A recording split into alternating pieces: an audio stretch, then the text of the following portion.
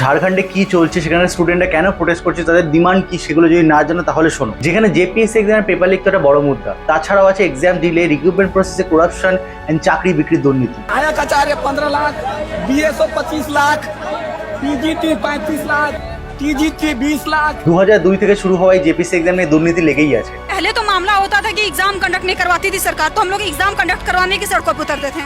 फिर एग्जाम अगर कंडक्ट करवाने लगी तो पेपर लीक होने लगा। স্টুডেন্টদের কথা, তারা 5 থেকে 7 বছর লাগে একটা এক্সামের প্রিপারেশনের জন্য, কিন্তু তারপরেও এক্সাম ডিলে হচ্ছে, এক্সাম ক্যান্সেল হচ্ছে, পেপার লিক হচ্ছে, এছাড়াও রিক্রুটমেন্ট প্রসেসে ডিলে হচ্ছে। এই প্রোটেস্টে এমন অনেক স্টুডেন্ট আছে যাদের এলিজিবিলিটি এজ ক্রাইটেরিয়া পার হয়ে গেছে। ये देश झारखंड सिर्फ खनिजों के लिए बनाया गया है क्या?